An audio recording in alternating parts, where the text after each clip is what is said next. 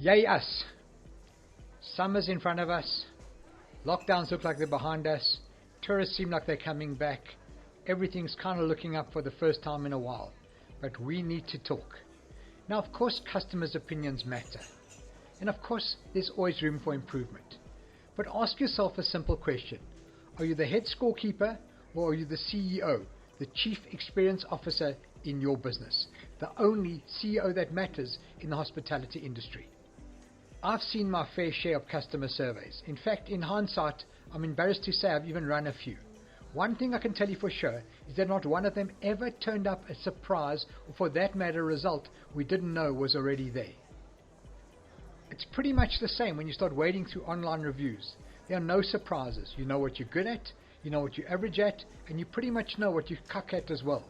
Of course, now and again, one of your top performers might surprise you by having an off day, or one of your real, whatever you want to call them, might just blow you out the water. But let's be honest, if you need Downplan or Google review or Facebook to tell you what's going on in your own establishment, you're not spending enough time in your restaurant, and you're certainly not spending enough time on the front line. Here's what we already know about customers. Most of them are sick and tired of telling you what they think of you. Stop asking them what they think of you, and start asking them how you can make their experience better for them.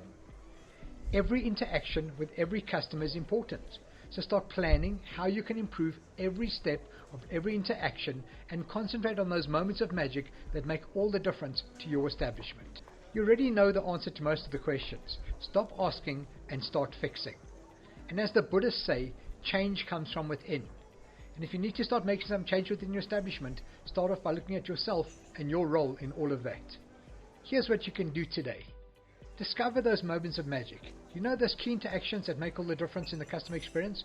Write them down and script them, ensuring that each one of them is playing out exactly the way the customer would expect or dream of them playing out. Engage with your management team and ensure that every one of them is on board in understanding their role in making sure this happens.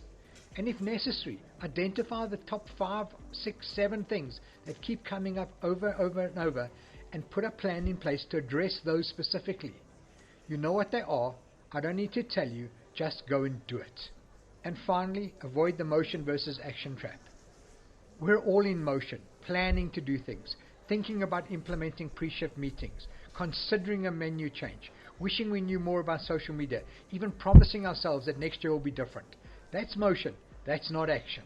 Doing even one thing today is better than sitting and dreaming or planning on doing 10 things tomorrow that you're probably not going to do.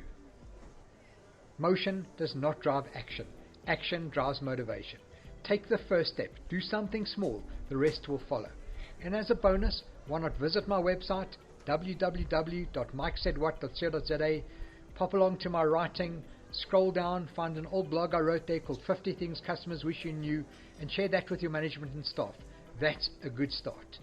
Wishing you all a fantastic end of year, a successful season, and as always, if you need anything, my number's here. Give me a shout, drop me a WhatsApp. See you soon.